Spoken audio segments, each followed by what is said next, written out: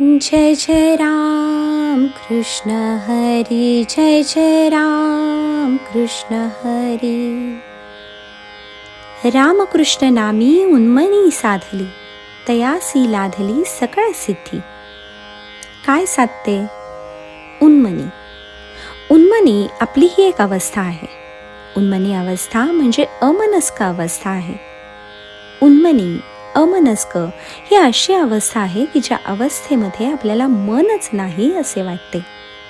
मनरहित अवस्था, मनाची शून्य अवस्था, मनाची सम अवस्था, अशी एक अवस्था प्राप्त होऊन जाते. तिला उन्मनी अवस्था असे म्हणतात. मनाचे उन्मन होऊन जाते.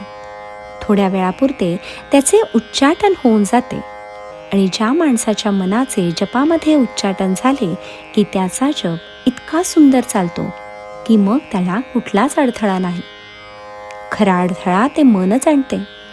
ते कुठे कुठे जगामध्ये भटकते.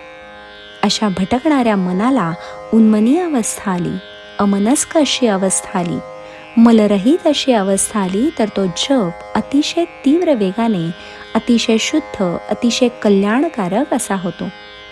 आणि तसा जप भगवंताला आवडतो.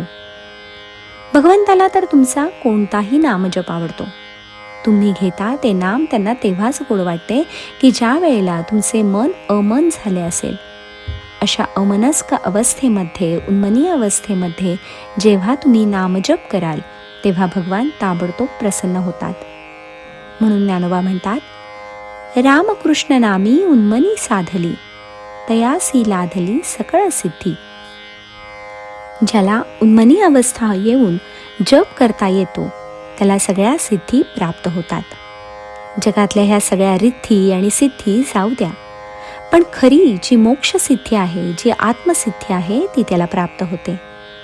आत्मस्थिती प्राप्त होणे ही महान सिद्धी आहे.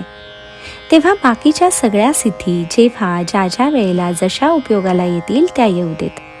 परंतु सगळ्यात महत्त्वाची सिद्धी आहे आत्मसिद्धी. तो आत्माराम आपल्याला प्राप्त होतो. तयासी लाधली सकळ सिद्धी. मग आता नुसती सिद्धी नव्हे, जेव्हा ही आत्मसिद्धी प्राप्त होते त्या सिद्धीबरोबर अनेक सिद्धी येतात. त्या कोणत्या ते आपण पुढील ओवीत पाहणार आहोत.